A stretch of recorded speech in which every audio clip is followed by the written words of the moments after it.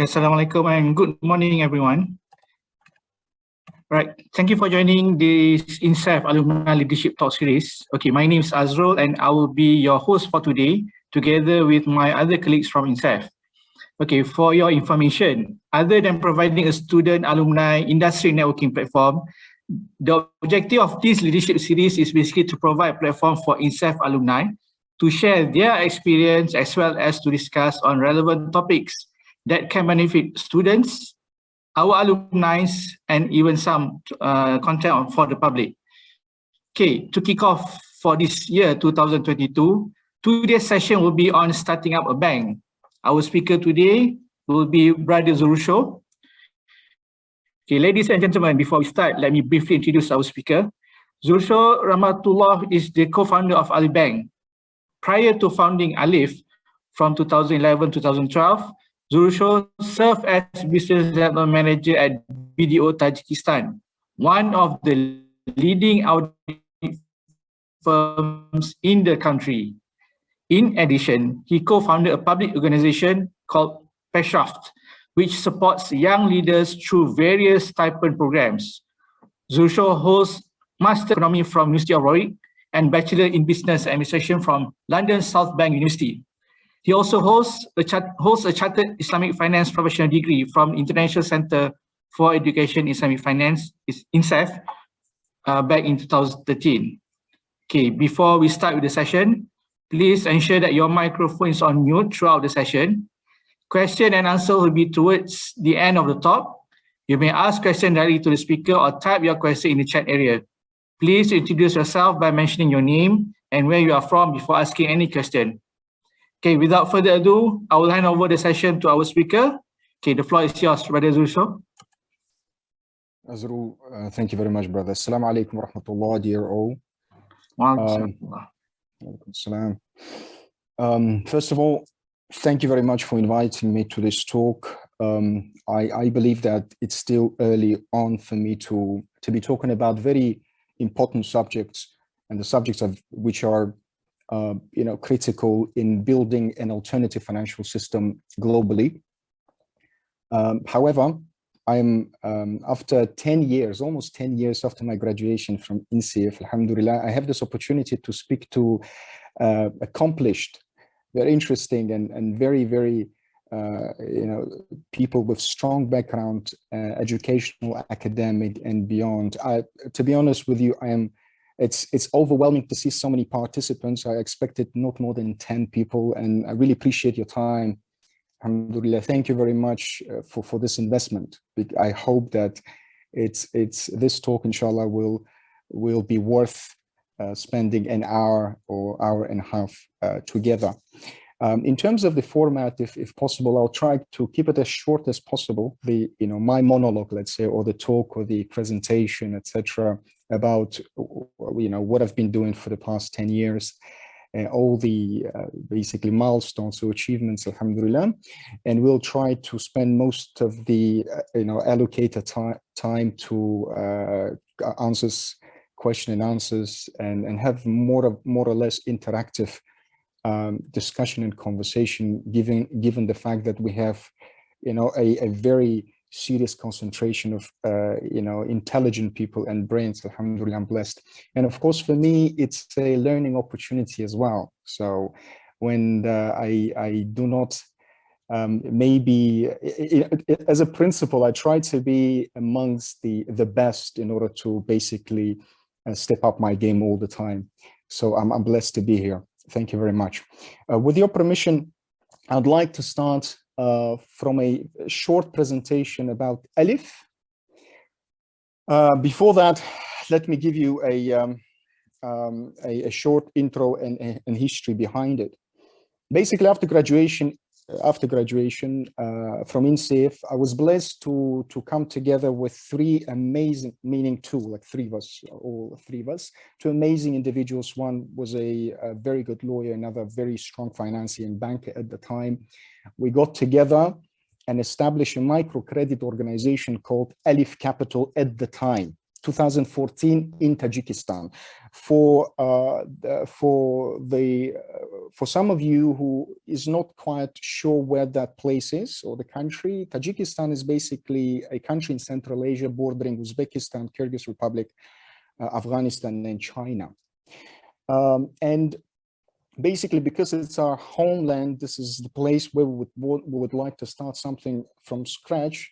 We began forming a microcredit organization, and we were committed from the very beginning to focus on implementing the principles of Islamic finance. Thankfully, at the time, we had the law introduced in 2014, but bylaws were not implemented at the time. So we had to get a conventional license and structure our products as much as we could within the basic regulatory framework at the time. Okay, I will open my presentation, if you don't mind. Bismillahirrahmanirrahim. Let's do it. Okay, I hope you can see it.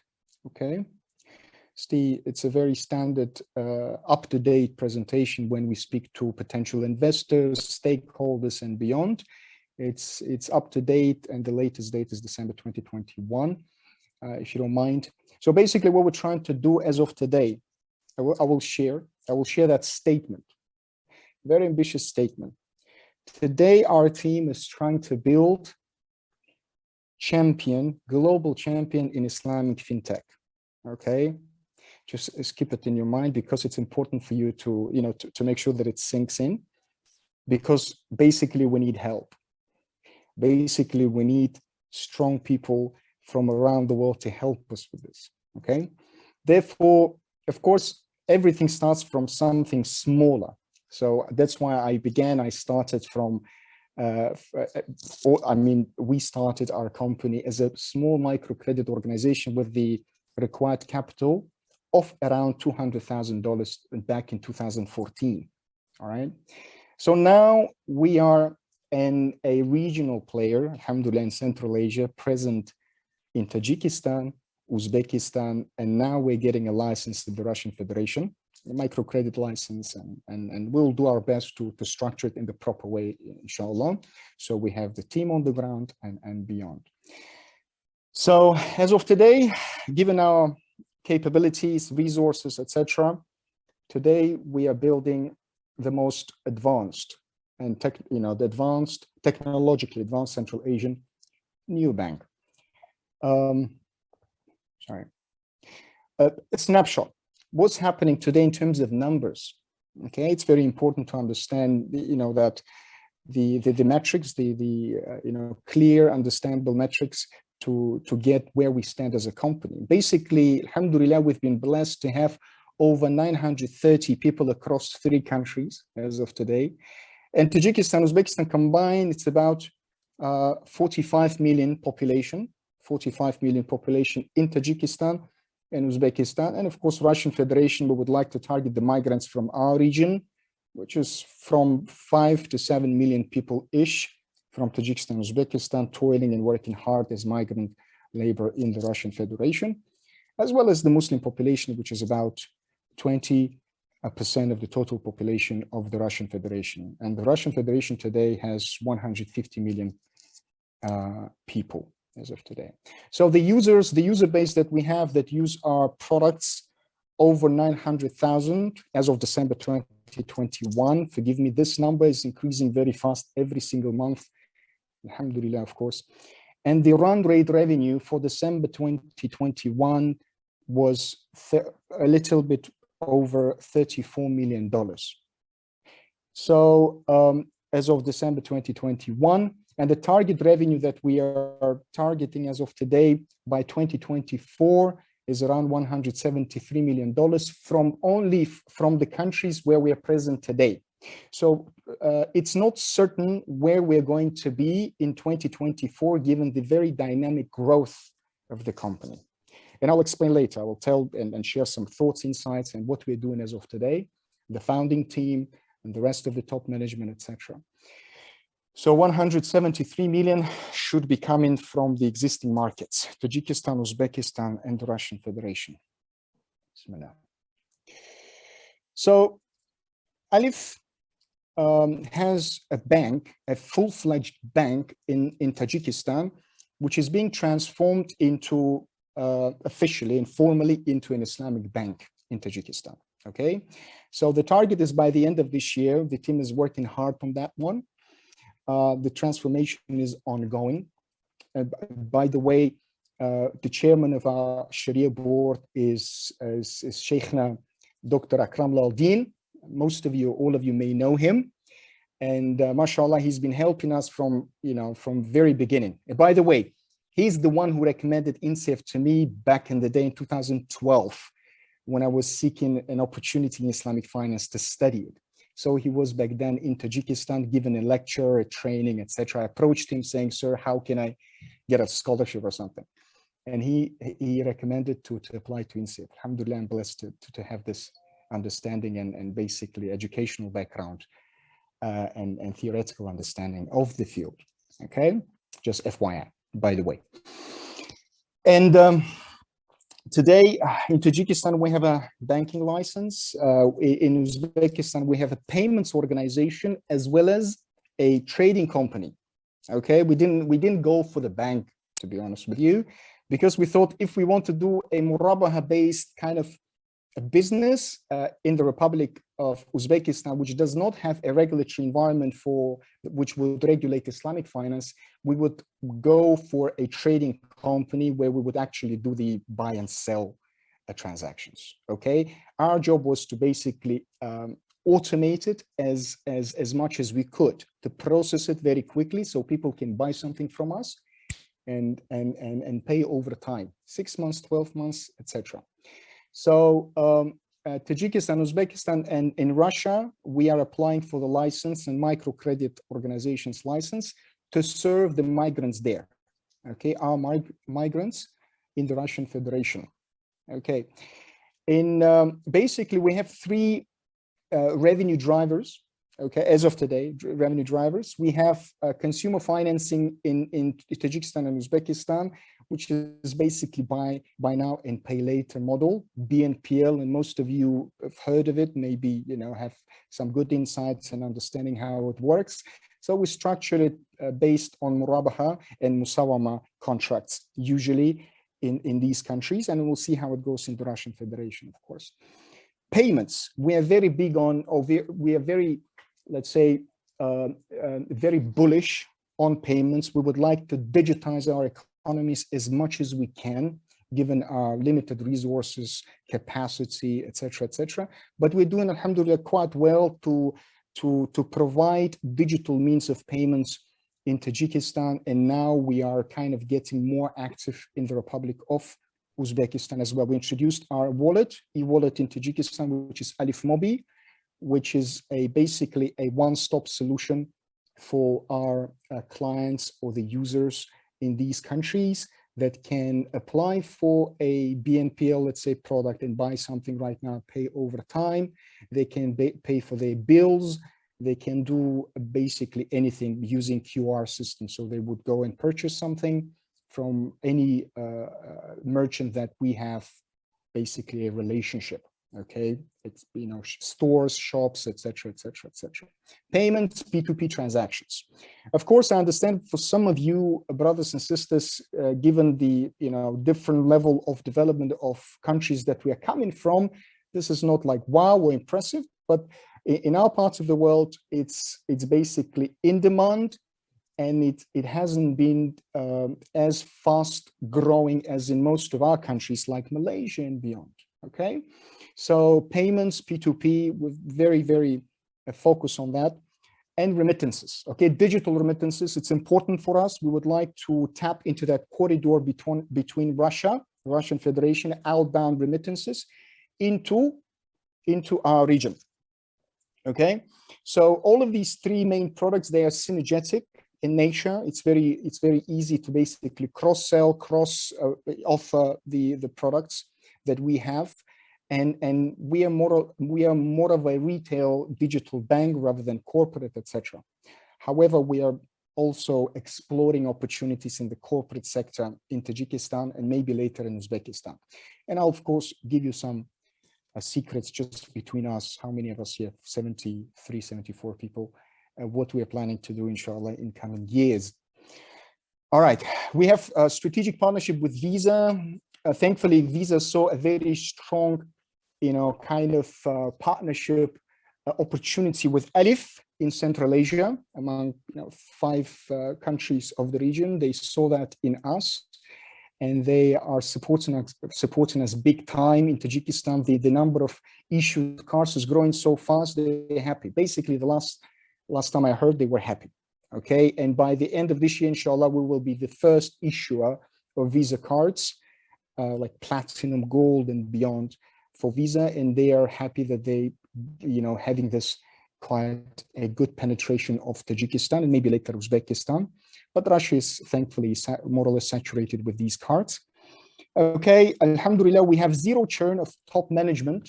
Now it's over, it's not up to date, but it's about 30 top managers across 3 countries. We still have them. They're very committed, very dedicated, mashallah, amazing people, and we're happy to have them. Tajikistan, Uzbekistan, and the Russian Federation. And one very important thing to understand and to remember, I'm sorry, brothers and sisters, I see the, in the chat, there are some messages, but I'm not reading because I would like to give this, this presentation first, if you don't mind. All right, so the beautiful thing about Alif, from my perspective as well, is the fact that we build our own technology. So we are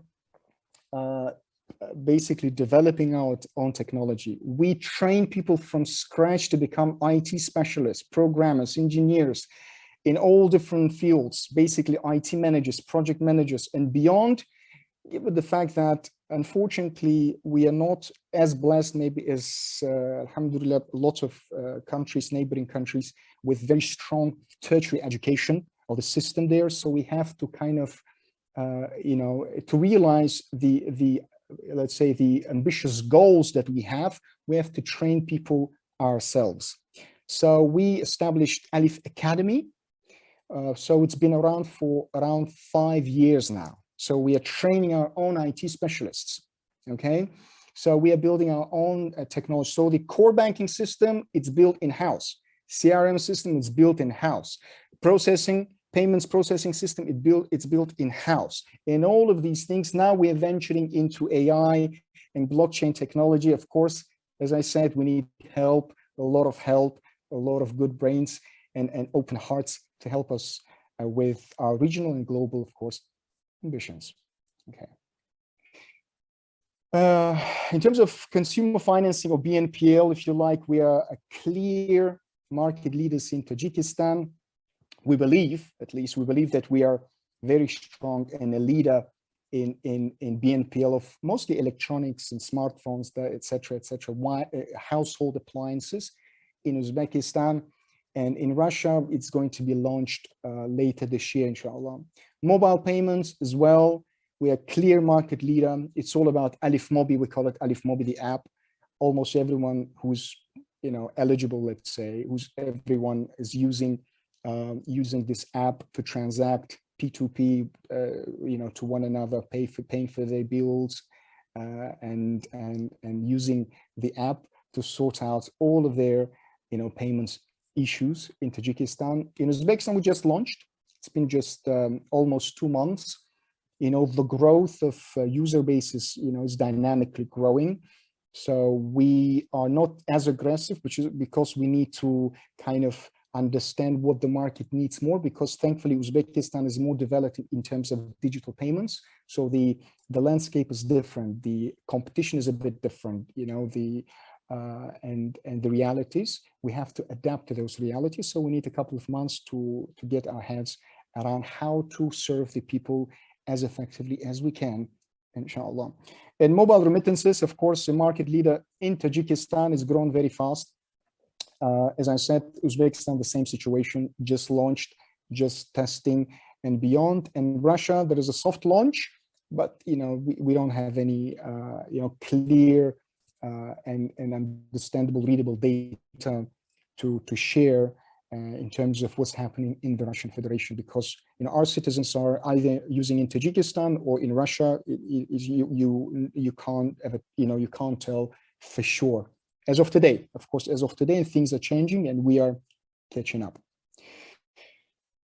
All right, and we are, alhamdulillah, we are proud to have our own proprietary in-house built, as I already mentioned, core banking system, CRM, internet banking, the developers iOS and Android apps for our applications. We are using a hybrid cloud and a native service-based architecture, scalable, thankfully, and flexible, based on Golang, Postgres, SQL. We have around 100, last time I checked, it was 170 plus developers. So as you see, you can see the presentation is a bit outdated. But now, alhamdulillah, we have over 170 people in IT area of ours across Tajikistan and Uzbekistan, because these are our basically basis in terms of IT brains and know-how. Okay, and we have the largest academy of programmers. So we around 2,000 people studied with us. Some of them dropped out, etc. So it's almost the same number of people that graduated from INSEF, if I can recall correctly from the presentation that we watched at the beginning. So we've been very active on training people, alhamdulillah. And in terms of data, thankfully we have over 900,000 users. Given the size of the market, I mean, it's considered to be quite good. But we are exploring some more and larger markets, and I'll tell you a bit more later on, inshallah. Okay. As I said, this is basically forecast.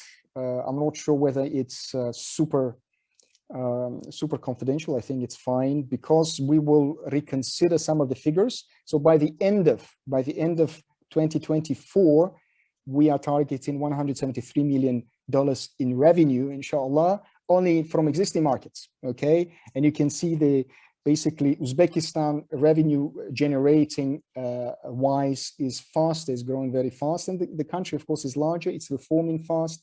It's being, mashallah, they're trying very hard to reform the economy to get more inward investments into the country. And we've been blessed to have this, of course, very healthy environment to compete, to serve the people there, which is amazing.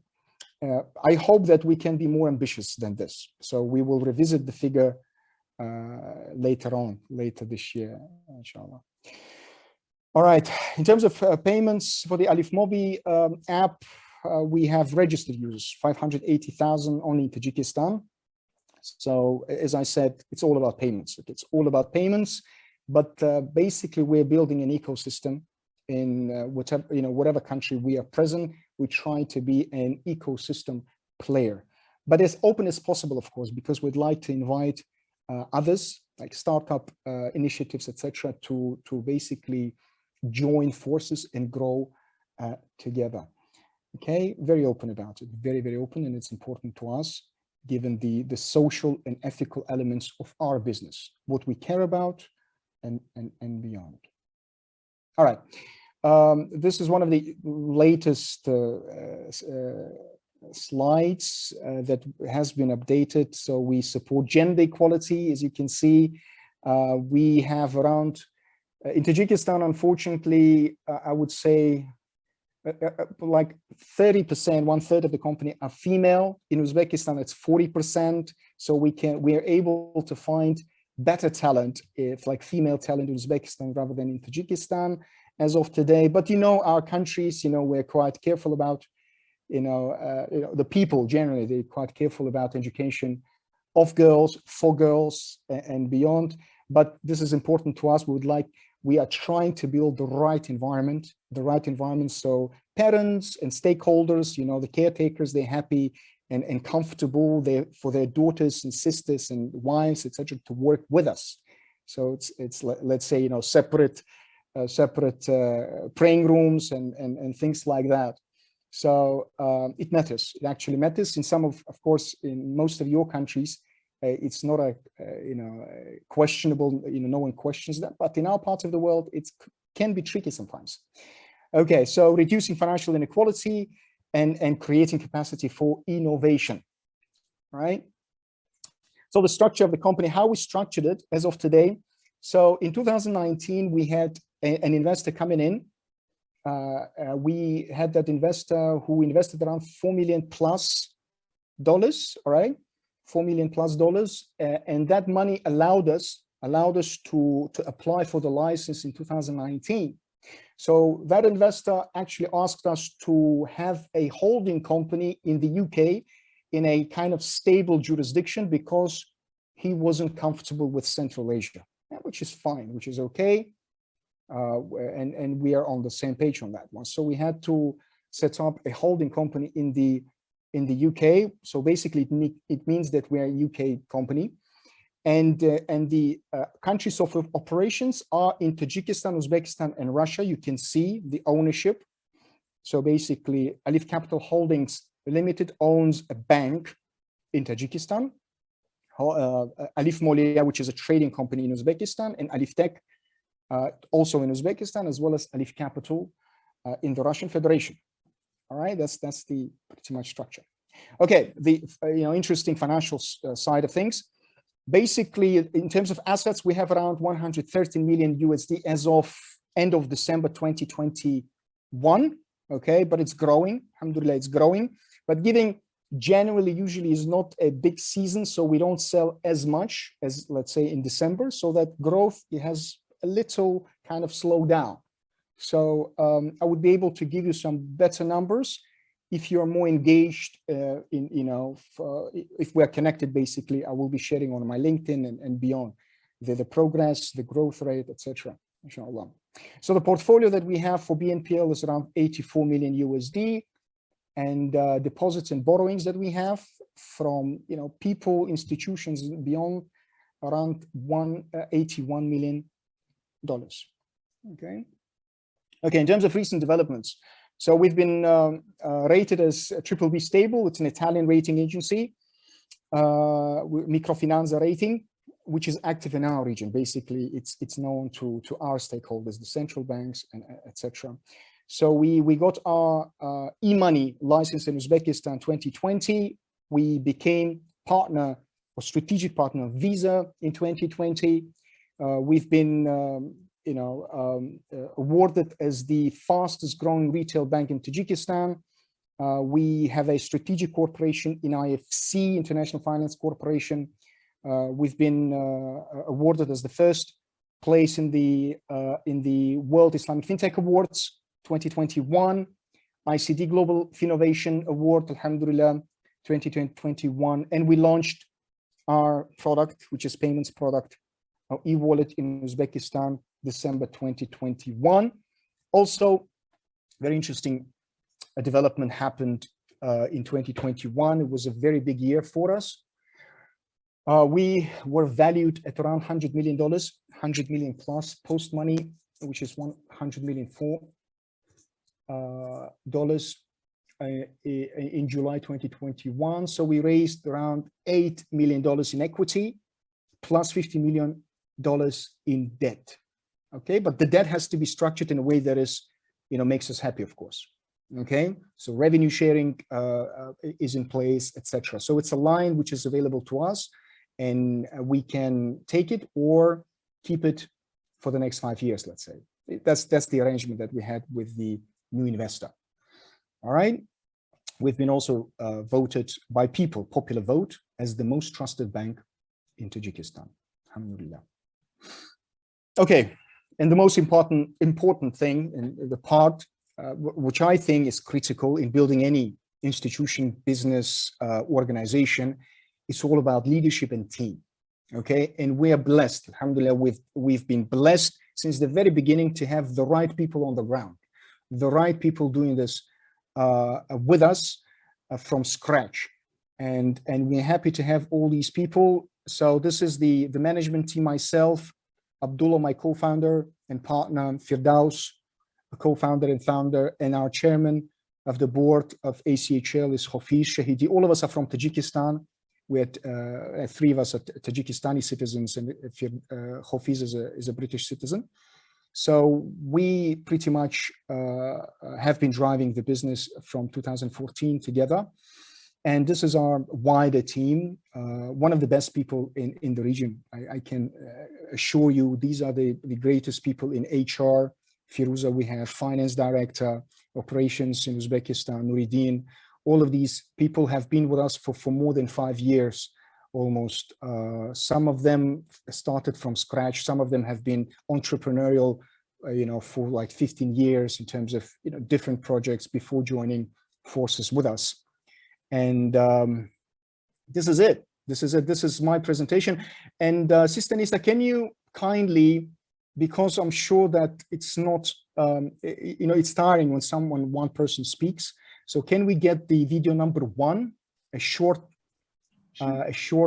presentation about Alif that is usually for outside stakeholders. So my brother, my dear friend Abdullah, has given this presentation. It's like 3 minutes or 4 minutes. Please go ahead. Thank you. Sure, hang on.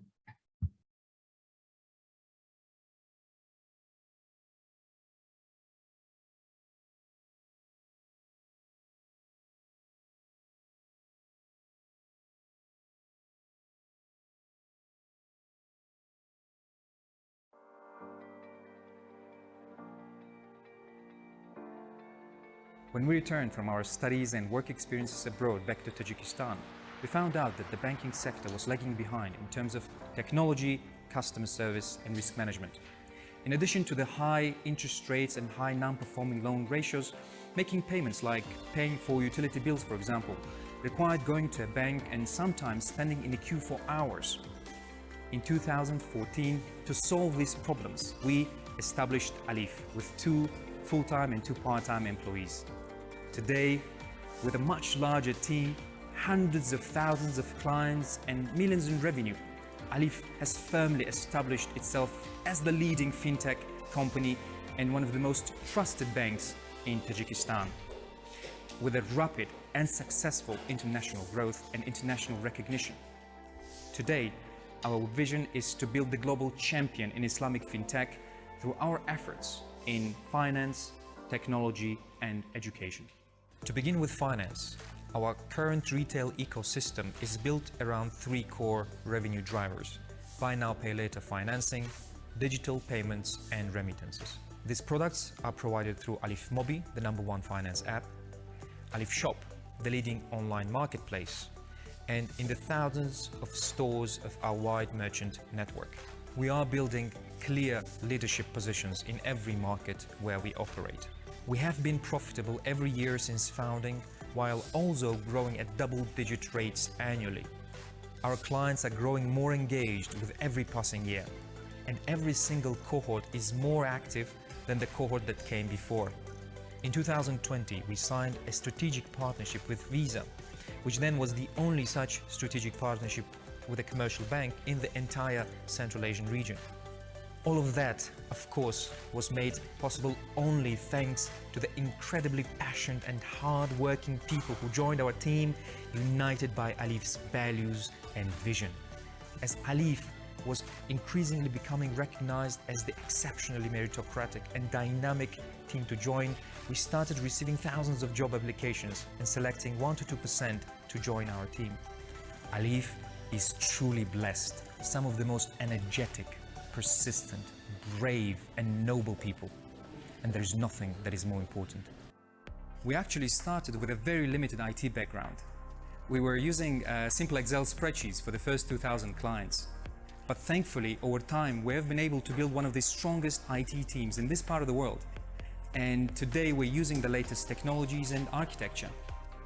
Now, Alif is a technology-first organization, with its own internally written proprietary core banking system, mobile wallet, processing gateway, client relationship management software, and many other banking technologies.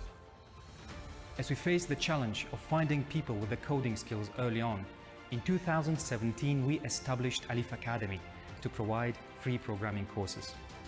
And over time it grew to become a full-fledged educational technology platform teaching thousands of people how to code. The best graduates join Alif, and many more get access to jobs and opportunities they didn't have before. Today, we're teaching at elementary schools. We have courses specifically for girls, and we are expanding to other countries. Finance, technology, and education. Each is tied into the other, propelling us on our journey of building the world's leader in Islamic fintech.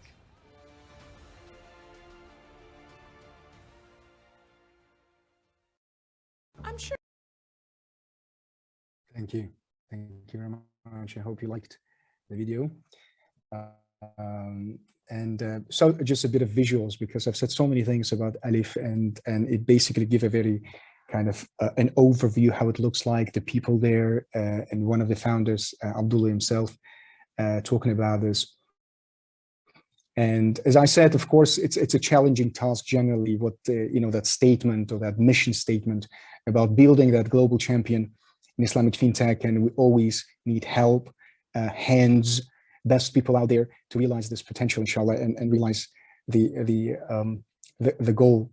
And I have a number of areas to cover on this or in this conversation with you before we move to we have very few minutes in terms of my side of things. I would like to leave more time for questions, so I would rather, if you don't mind, I got carried away by the presentation and everything. If you don't mind, can we watch the other video and then we jump straight to Q&A if possible, Sister Nisa? The second one, right? Yeah. So basically, yeah. So the second one is about Uzbekistan. When we just started, one of my colleagues was basically talking about our beginnings in Uzbekistan.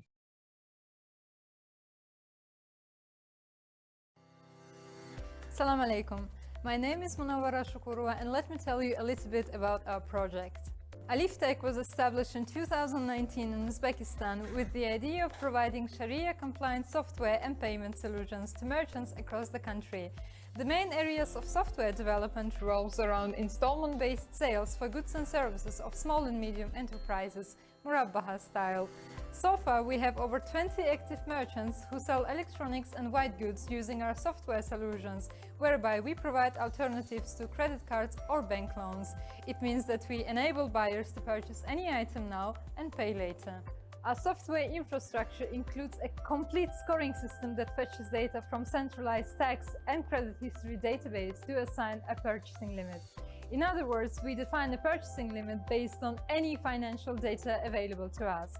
Furthermore, we provide an e-commerce platform for our merchants to sell their items online on deferred or full payment basis on www.alifshop.uz. Over the course of our short history in Uzbekistan, we have processed deferred payment sales of around 10 million United States dollars, and over 32,000 buyers approached to us to purchase an item from our merchants. Average purchasing amount is 395 United States dollars. As of today, only 7.8% of all active buyers are late with their payments over 30 days. We also developed an open and free credit history database for our buyers available on www.royhat.uz. The objective of this database is to provide an open platform to any person or legal entity to run a credit history of a person they intend to enter into a liability-creating relationship, such as interest-free loan or deferred payment purchase. Our fintech is unique due to its commitment to Sharia compliance combined with strong IT capabilities. We aspire to provide a viable and sustainable financial ecosystem to private individuals and small and medium enterprise in Uzbekistan and beyond. Thank you very much. I hope it was clear. So, as I said, all of the figures in both videos are outdated because, for example, in Uzbekistan, in the video, it was 32,000 clients. Now it's actually 350,000+ clients who approached us, who worked with us. And in terms of, the sales process, over $100 million by now. So the video was was recorded 1.5 years ago. So basically the growth is there and it's increasing, thankfully, alhamdulillah. Let's move to Q&A with your permission, if you don't mind. I'd love to have more interactive kind of discussion with all of you. Please.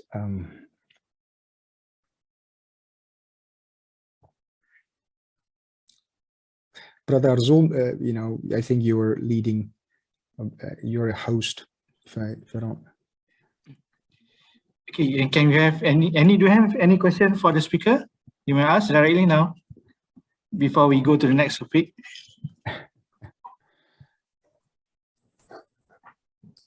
Please unmute yourself. Assalamu alaikum warahmatullahi wabarakatuh.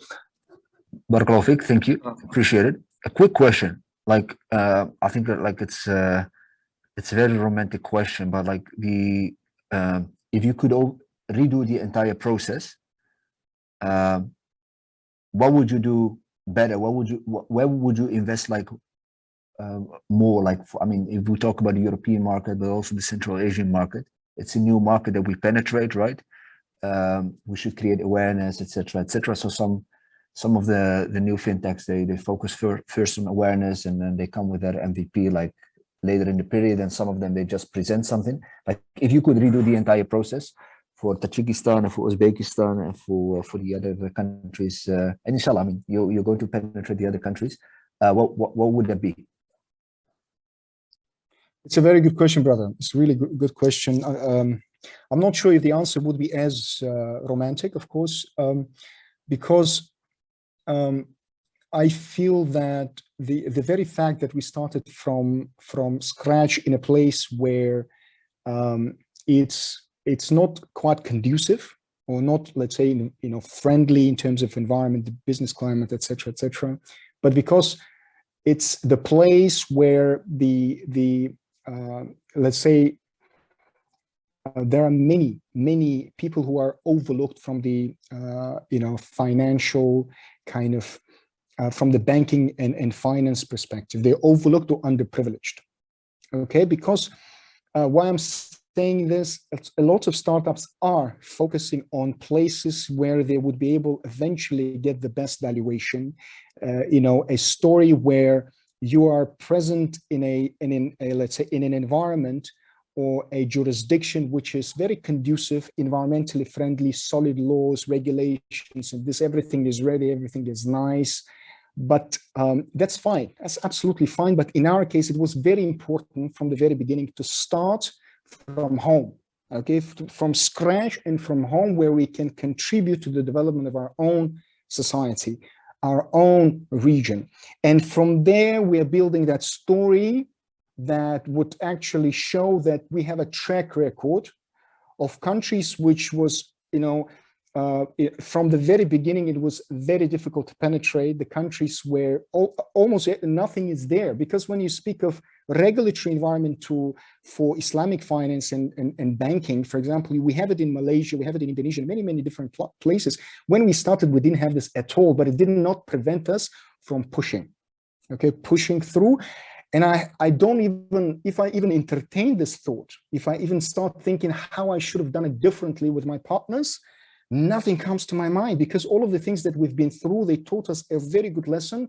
And now we are where we are, sitting here in Dubai, thinking about regional expansion, okay? And doing research and speaking to a lot of incipients and others to help us realize these dreams. Because otherwise, I don't know how we would have come to this real. Maybe sooner, or it would have been, in a couple of years, we would have realized that we should have been here earlier. But I think we've done a great job for the markets which are overlooked from investors, from everyone internationally. They're kind of used to donor money, they're used to international developmental organizations, but they're not used to kind of startup culture where someone from that particular background come in and doing something from scratch and building something meaningful that is serving 10, 15, or 20% of their populations. Okay, so I'm not sure if this answer is good enough, brother, but nothing comes to my mind, to be honest with you. What would have been a different scenario if I had this, if I had a chance to change something. Thank you for your question. Can we have another question from the audience? We have a question in the chat room, Azrul.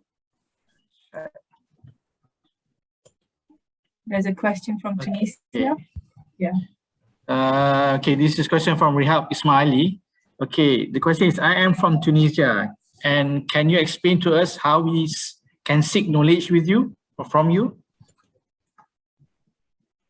I'm sorry, I didn't get the question. Forgive me. Paul. Okay, sorry. I think she's asking on maybe she wants to learn more from you. So, how can this Rihab Ismail contact you or can be in touch with you to learn more? Sure. I actually shared from the at the beginning. I shared my LinkedIn page, so please add me if possible. I have 8, I think, connections who added me. I will go through them later, but please go ahead and be very active. I urge you to stay in touch. I just really, we have 69 people here. Maybe most of you already we're friends, but I urge you, let's be on the same page and try to grow this network as much as we can.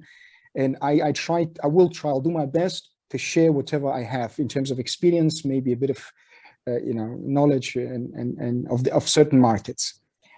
Please go ahead and be in touch with me as well. I would. Okay, another question from Ibrahim.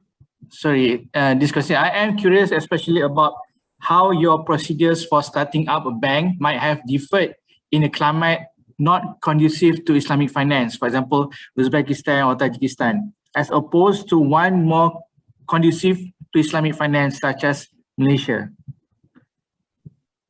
Okay. And then the question is more on how you take the challenges that you face for establishing a bank, Islamic banks, especially within the countries that are not really supportive or in terms of Islamic finance. Someone told me yesterday, I think a brother, we had a different call, he said that Tajikistan was topping the list of countries where Islamic finance is growing fast. I haven't seen that source, to be honest with you. I haven't seen that force, but to me, it's a surprise because Tajikistan is never meant to be conducive to Islamic finance. To me, I mean, if you ask me, it's never meant to be really. I wasn't that drive or somebody was really, really into it. Let's push it, let's do it.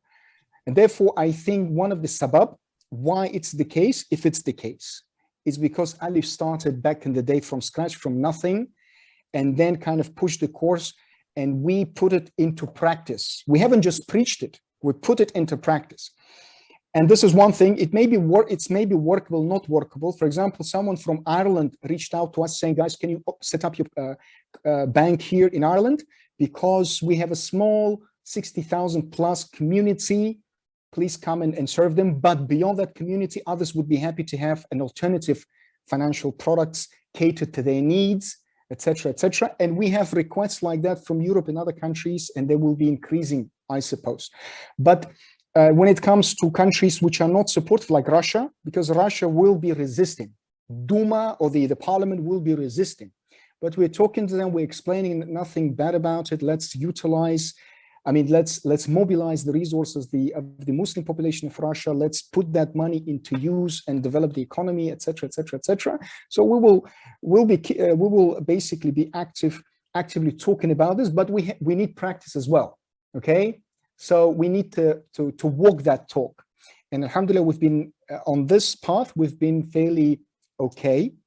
And in Uzbekistan, for example, as I told you, we haven't, there's no law in Islamic finance, okay? There is no law, and trust me, I don't think that the central bank or other bankers are happy to listen or learn about Islamic finance generally. I'm not sure, I don't know, I just not sure, okay, to be very careful. And but the demand is there, okay, people talking about it, people want it. And we started using a different kind of route, which is trading company. We started a trading company. That trading company mobilizes resources from existing network of investors that we have, that know us, that know our track record from Tajikistan, that trust us. Whatever structure, contractual structure we give them, let's say in a good way, they swallow it. They say, okay, fine, go ahead, but I'm not sure if I am protected in terms of my principal amount, etc., etc. But they still go for that product because they think that we can deliver based on our track record. Okay, and of course, that's what's been happening. So we have a jurisdiction where there is law, Islamic law, Islamic banking law, which is Tajikistan. It came recently.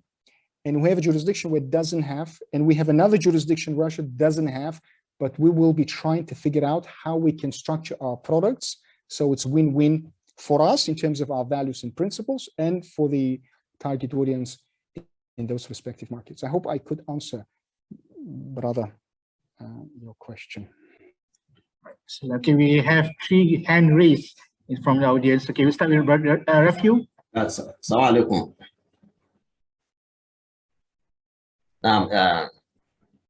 I congratulate you for a good presentation. Can you hear me? So my question is, in your presentation, which was very fine, you didn't mention anything about competition. How much of competition do you have in Tajikistan or Uzbekistan? And if you have competition, is it coming from the conventional banking sector? That's my question. Thank you. Thank you very much, brother. Very good question. I love this question, to be honest with you. There's one of the things, I mean, all of us, 66 plus people here on this call, it's decreasing, I'm counting, joking. But all of us, we should remember that one of the metrics, how outsiders will assess the salience or the potence and the strength and solidity of Islamic finance, it's when you compare and compete with conventional counterparts, wherever they are, okay? Your ability to compete with them, all right? So in Tajikistan, alhamdulillah, we are at the front of everyone, conventional, not conventional, we're just there. Like it or don't like it, this is how it's working there. In Uzbekistan, the similar story. In 2 years, we took the BNPL market there and we led it. Okay, since now it's, and we will be leading, inshallah. We'll be doing our best to penetrate other regions. Uzbekistan is large relatively, but we're there. The network is, our merchants are everywhere in Uzbekistan, and we're also leading and competing with banks, even though we're not a bank there.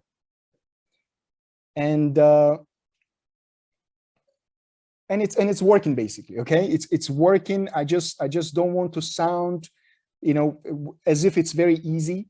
It's like, oh, it's all about principles. No, principles is one thing. It's important to you and I. Okay, it's very important. Out of faith, we want to preserve it. It's very important. But if you cannot compete with conventionals, I mean, I'm not sure if we're doing, if it's a disservice to Islamic finance. We have to be ahead. Even though we are more expensive, you know that? We're a little bit maybe more expensive on our commissions and other things, okay, on our margins, but we are more efficient. We're technologically more advanced. We're quicker to adopt new technology, etc., etc., etc. Okay, so competition is there, it will be there. And your job and my job is to make sure that we do better than conventional counterparts. I hope I could answer your question, brother. Thank you. Yes, great. Thank you very much. Great. Okay, Nurul Mayrama, your question? Yeah. Assalamualaikum. So I think my question is a bit related to the previous question. So if you can elaborate a bit detail, and yeah, it's practical questions. So basically, what do you think that you do differently compared to your other competitor in order to convincing your target market? That's my first question. And the second one is, what is the future of Alif Tech itself? Like, what's your have in your mind on the pipeline and something like that? Okay, thank you. Amazing questions, because I was waiting for these questions. Thank you.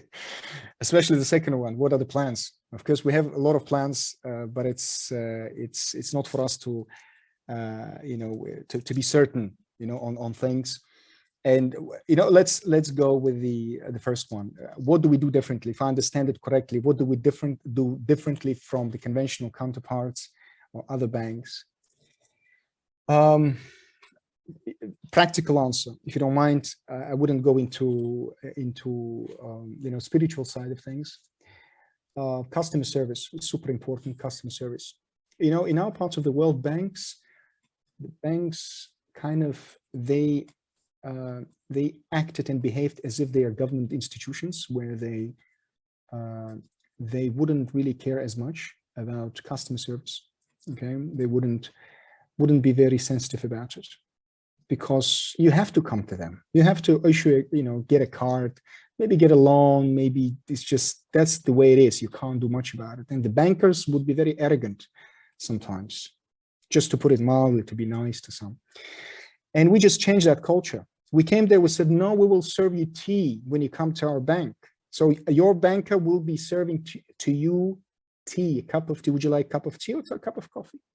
Okay, a customer sometimes would come and says, I just came here to spend some time because I'm a retired person and I just enjoy this environment. I like you guys, a lot of young, energetic people without the dress code. So we don't do suits and ties. We don't have that. Very, very open and very, the environment which is very friendly generally to customers, because people were used to something very formal, something very government-like. It's like a military institution, and we changed it. We just came and said, no, it's not the way we would like to do this.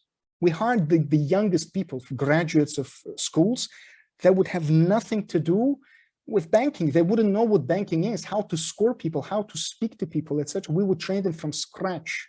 All of us, the founders, we would speak to them. We will organize conferences, training, say, customers, everything. We have to take care of them. Okay, they're human beings. Don't treat them as if they take a, let's say, loan, a conventional loan from you, and you treat them differently, which is used to be the case before. And we changed it completely. Technology. So we do things faster. So we write our own technology. We are not dependent on vendors, vendors from different countries. We tried to do it, but it didn't work. It didn't work because they say, your principles, your, let's say, terms, they're different, but our systems are based on interest-based, calculations. And to change that, the core, would be very difficult. So they couldn't deliver. So we had to say bye-bye and do it ourselves. So technology allows us to adapt to the realities, adding features, taking away features, etc., etc., etc. Okay, and of course, hiring the right people. We have a very, very solid system in place to hire the right people who wouldn't feel burdened when they have to speak to clients, when they have to, let's say, explain things to clients. And now, because we're building a digital, very digital institution, to have a purely digital journey from A to Z, we're trying to kind of rely less on physical presence, but some people need interaction to trust you. Because let's say in Tajikistan, when we came, there was a banking crisis. So four banks, largest banks, they went under, belly up. Just imagine when we entered, when we came. So we basically inherited a banking system which lacked trust of people. So we had difficulties with attracting deposits and everything, because everyone would say banks are liars. Banks are this, banks are that. And we are like, we have nothing to do with it. We just came. Okay. So we changed it, alhamdulillah, as well, changing. It's in the process. And these three things I would say to be, practically, practical about it. And of course, our principles, we can't charge penalties. If we can charge penalties, according to some scholars, we would give it to charity and stuff like that. I remember a client where he gave me a very hard time. And I said, I will charge penalty if you don't make good on your, liability to us. And I had to chase that person in the best possible manner, of course. And when that person had to come and basically pay for everything, the principal amount, I said, you keep the rest, because I don't need the rest. I just simply don't need it. I just needed you to basically return the principal amount. And we have situations like that, but these are, when it comes to collection, there are some other instruments in place, mostly soft collection methods that we try to implement. And when it comes to the second question, the future. Okay, by the way, now we are working out of Dubai for 3 months. We decided with our founders together to work out of Dubai for 3 months-ish, plus minus, maybe spend Ramadan here as well. So basically what was happening right now, we are applying for a Islamic digital banking license in Pakistan, inshallah. By the end of March, we should be able to apply. So it's new doors, basically, doors to South Asia.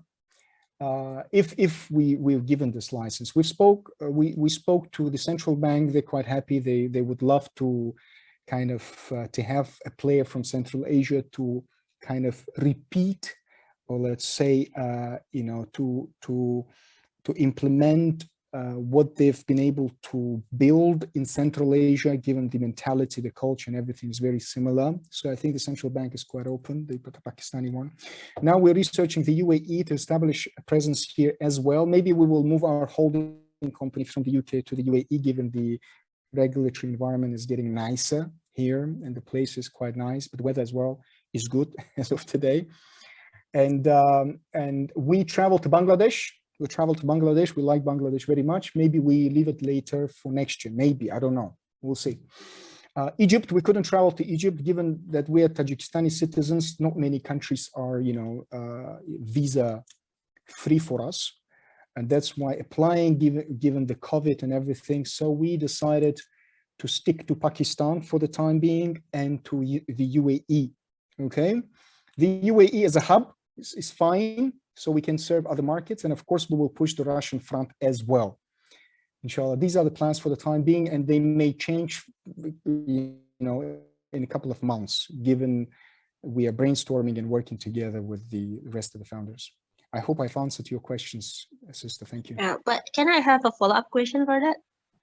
Okay, so basically, I just curious, why you choose Pakistan? Like, when you build a digital Sharia bank there, I think there's a lot of established Islamic bank there. So why you start with Pakistan?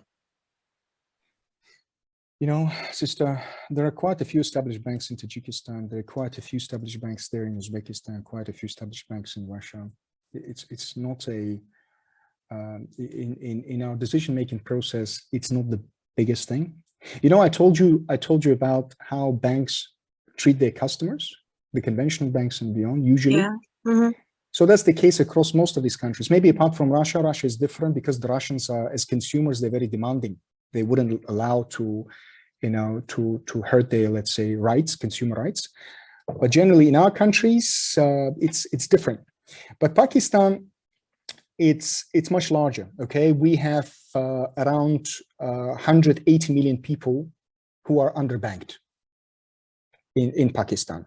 According to some sources, of course, it's arguable, that's the things that are available to us. 180 million people are underbanked. Maybe some of them don't trust conventional banks. Some of them just maybe don't know how to approach a bank, etc. But it's a huge untapped market that we're going to, inshallah, penetrate and serve as much as we can, the best we can, very soon, okay? Because the neighboring countries are more or less saturated, like India, okay? Bangladesh, microcrediting has been there forever, it's been there for a very long time. Pakistan hasn't been touched. It's pristine, it's clean. I mean, it's so many people there who are waiting for digital solutions to be given to them. And another thing, of course, because we're in the remittance business as well, we would like to have presence in the UAE and Saudi, inshallah, at some point, which are outbound remittance senders to Pakistan, to Bangladesh, and beyond. But generally, on the human level, because we travel to a number of places, we just like Pakistan. We have a consensus, basically, with our partners that Pakistan is more conducive. People are very open-hearted. They're really, really welcoming. And simple as that, I guess. This is one of the factors that affected us to try to apply for the license there. Okay, thank you so much for your answer. Thank you, sister. Thank you. Okay, can we have another question from Brother Alam Asadov? Yeah, assalamu alaikum, brother. Thanks. I'm from Uzbekistan, by the way, your neighbor. And I see your presence in Uzbekistan, and I think you have some competitors from Uzbekistan as well in your like Iman and others. But anyway, Uzbekistan, as you said, there is no rules, but I think they are working on some rules and they may allow some Islamic windows. Let's assume if they allow Islamic full-fledged banks, how can a bank, a new Islamic bank, compete with the existing like dinosaurs which exist in the system? So just on your, from your experience, yeah, you explained your customer service, but in Uzbekistan, the thing, banks are changing. They are private ones, especially. They are trying to improve their customer service. They are implementing their apps, but anything else you can suggest? Brother, yes, very good question. Thank you very much. Someone from, because I'm based in Tashkent, I live in Tashkent, by the way. My family is in Tashkent. My kids are going to Tashkent schools. So it's my second home. Salam to everyone in Uzbekistan. And basically, banks are changing. Yes, they are changing. We have a Georgian bank there, very active, right? Conventional bank.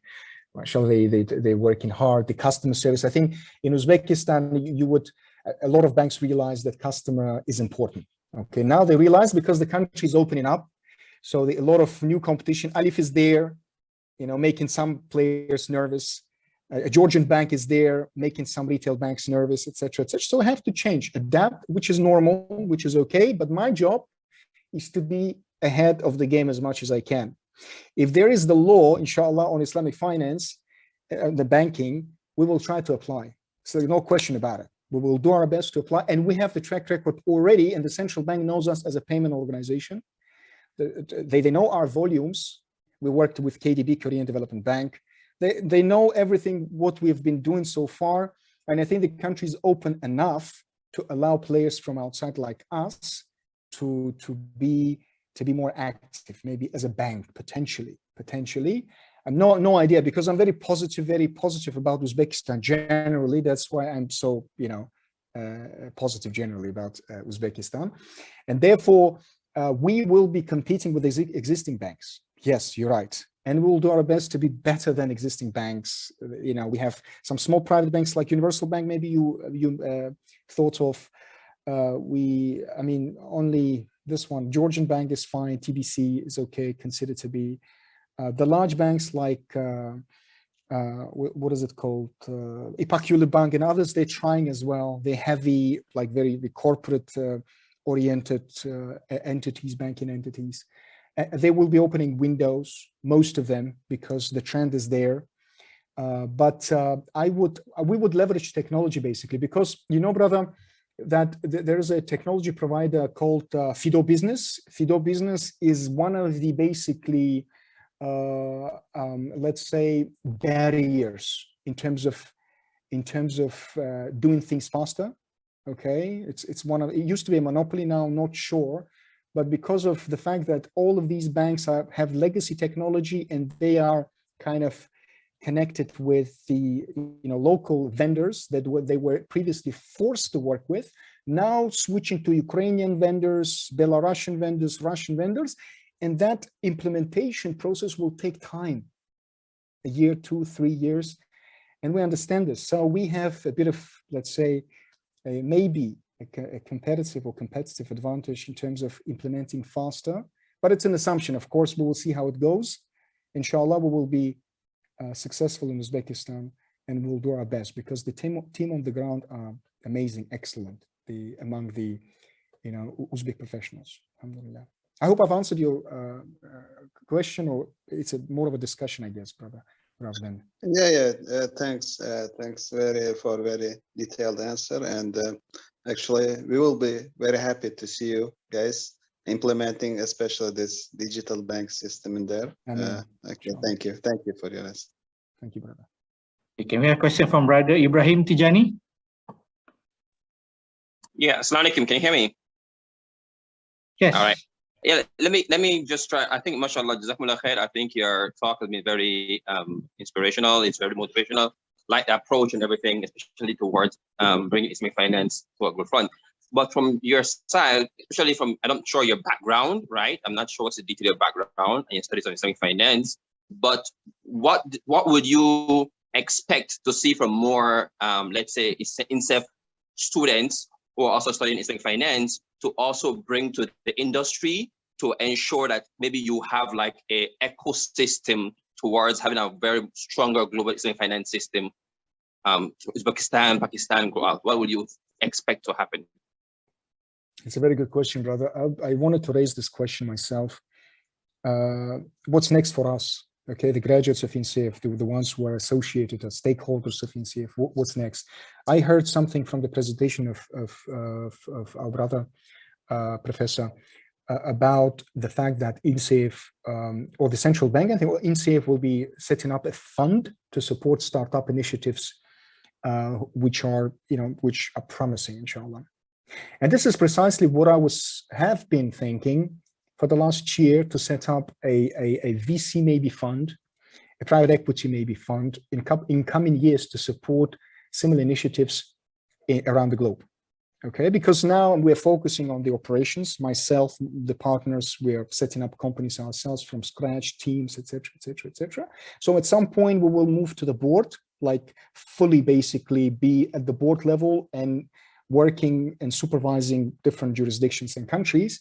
So we may have a bit of time and resources maybe to set up a fund to support initiatives around the globe. We are into Africa, we're into Asia, Southeast Asia, Indonesia would be very, very nice to enter Indonesia at some point, and beyond. And I would expect, I think, not an expectation, it's when you graduate, most of you, if you haven't, you would be looking for a job. And maybe job opportunities in the field are limited. Maybe, I don't know now, but they are, could be limited. So some of you will basically do something else. You will maybe do some, entrepreneurship. You will go to other businesses. And I would urge maybe our stakeholders at INSEF, the team there, alumni team, to maybe provide a stat. Maybe you have it already. What happened to 2,000 graduates of INSEF so far? What happened to them? Because 3 of my course mates who are based here in the UAE, one of them is a consultant / advisor for one of the international firms. And 2 of them, mashallah, they're working for an Islamic bank here in Emirates Islamic. So I'm happy to hear that. So 2/3, actually, the ones that I met here in the UAE, they're working for an Islamic bank, okay? 1 is not. But what happened to that 2,000 people? So some of you might have difficulties to find opportunities in the field because you've been studying maybe as a PhD, master's and beyond. Now you would, you try to find something that suits your skill set, of course, as much as you can. If you can't, that's fine. You can do like me, or try at least to start something from scratch with the right people, okay? The right people with different skill sets, could be lawyers, could be financiers, bankers, anyone who has the right, let's say, heart and soul, if you like, to do this, to push that front in your countries, okay, from scratch, if you can, of course, because this is my story, and I'm subjective, and this is how I have seen things developing since like 10 years now, okay? But I would encourage you, if you don't find something suitable, try as much as you can to be in that startup, kind of with that startup mentality, to start something of your own. Family and friends sometimes help at the beginning, family and friends, and then slowly you get more stakeholders, a lot of support, and inshallah, with good intention and in our dua, of course, all of us, will be happy for your individual success in different jurisdictions. And of course, at some point, we'll be able to join forces, okay? Like my fund potentially can invest in you, or INSEF in other players around the globe, okay? And another thing I would like to add, we spoke to, let's say, an international developmental organization which wanted to invest in Alif a year ago. So a question of Islamic finance was something that to them was an element of concern, because they didn't know how it works, and I should have done a better job to explain, but they felt that if we cannot raise money from conventional banks based on interest, they would be limited to support us. It's an international developmental organization which is very active internationally. And I wouldn't want to work or to partner with VCs or private equities who question my values and principles, how I structure products. Okay, I just wouldn't. So be careful with this. I hope I've answered, brother. And of course, on a separate note, you can approach me anytime. I'll do my best to reply and share some more thoughts. Thank you. Great. Okay, Brother Musa Ahmed, can you ask the question now? Yes. Assalamu alaikum. I'm calling from Nigeria. My question, I'm so sorry I joined this program a little bit late, so I missed a lot. But my question is this. I want to know what part of Africa you guys have a presence. That's number one. Number two, I also we're starting an Islamic non-interest banking in Nigeria, a non-interest bank that is supposed to be digital. We actually we've gone like 50%. I think this has to be the first Sharia compliant digital bank in Nigeria. We have about 3 banks in Nigeria so far. I'm thinking ours should be the first, but we have a lot of digital banks in Nigeria and the laws are there. What I'm asking from you is that if because we are just starting, we're having a lot of challenges, will you be willing to partner with us in Nigeria? Thank you.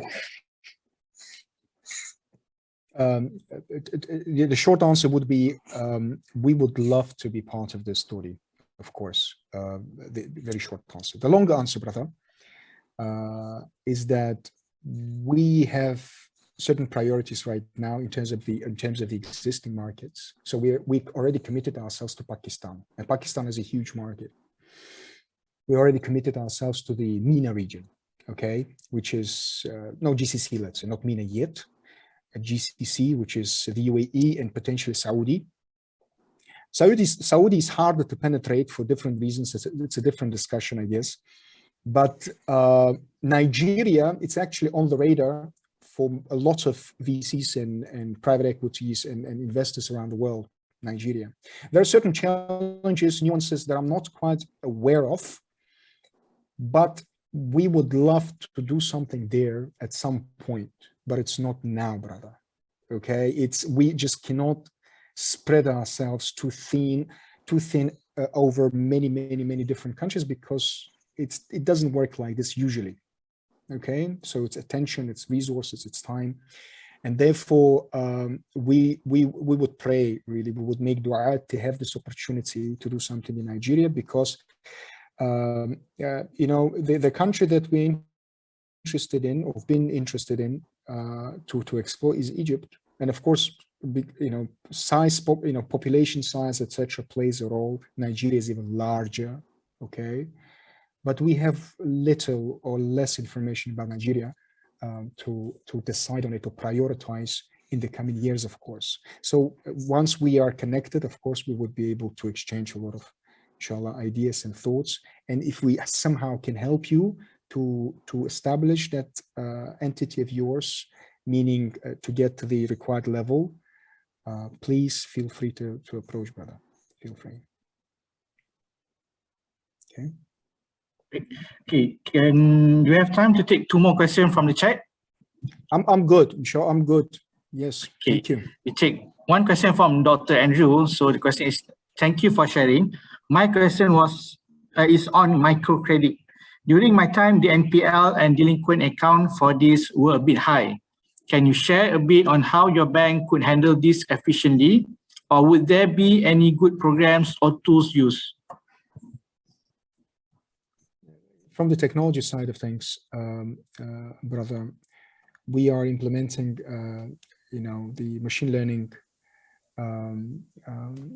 capabilities to score and to basically understand our data better, okay, and be able to assess any application the best way we can, given our history of 8 years in the market, we've been able to accumulate a lot of interesting data. And of course, credit bureaus help a lot if they're established in your countries. They help a lot to avoid others who are not very, let's say, who are delinquent or, not paying on time. And like my teacher, my Arabic teacher would say, it's about adab. Most of the time, it's very difficult to assess that part of things, right? It's very difficult to use some sort of code to identify whether a person has a good adab to pay on time, right? It's very difficult. Of course, it's a challenging task, but we should get there at some point where we would be able to assess people based on their character, values, etc. Because most of the time, bad budgeting is one thing. When someone is not paying on time because they can't budget their income, etc., is one thing. But someone with good values, they would do their best to pay on time if they have that liability, that amana. And it's a lot of education, especially in our countries, because when we speak Islamic, it's clear, people understand that.